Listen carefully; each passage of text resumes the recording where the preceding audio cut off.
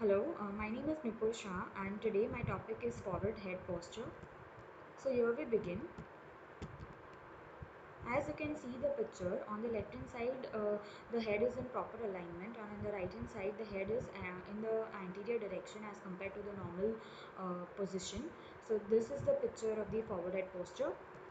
Coming on to the introduction, it is the posture in which the head is positioned anteriorly and the normal cervical convexity, that is the cervical lordosis, is increased than normal, and it is often accompanied by protracted scapula and rounded shoulders. The patient tend to suffer from thoracic kyphosis if he is having the forward head posture, and this postural changes of the scapula and of the thoracic kyphosis is because of the compensation to forward head posture. Causes: poor posture, injury or accident such as whiplash injury, desk job workers who tend to work for long hours on the desk, for example for 6 to 8 hours. If a person is working on the computer with bad alignment or bad posture, then he has more chances to get forward head posture. Carrying heavy loads on daily basis such as porters or even children who carry heavy backpacks. What are the clinical features? It increases the rate of degeneration, that is the arthritic changes will be seen at early ages if the patient is suffering from forward head posture. It reduces the cervical range of motion. It increases the risk of getting cervical muscle strain. Chronic pain is there. Lung expansion capacity will be reduced because of the rounded shoulders or the kyphotic changes, and this will weaken the respiratory muscles also. So as a physiotherapist, what are our goals? It is to increase the range of motion, correct the muscle imbalance, which means we have to stretch the tightened muscles, and we have to strengthen the weak muscles, and reduce the pain and maintain the correct alignment after the muscle imbalance has been improved.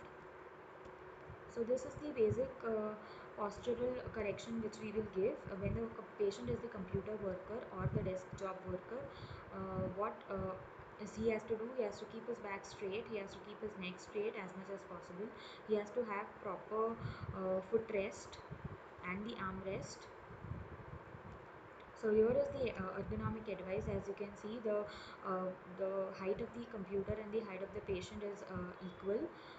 The wrist is in proper alignment, that is wrist is in neutral position while working on the keyboard, and same with the mouse, and the footrest is there.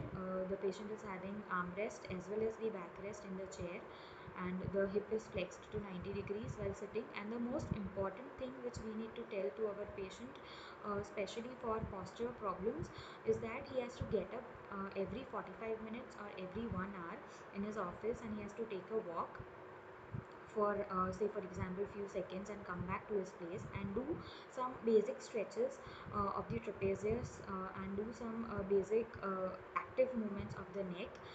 This will release the tension, and there are chances that he might not get the forward head posture even after working for long hours on the computer. So these are the alignment exercises which we can prescribe to the patient. The first one is the cervical retraction. The patient is retracting the chin and then holding it. So initially he has to do retraction and release immediately, and the repetitions has to be 10 to 15 counts. Then he has to retract the chin, hold for few seconds, and then relax.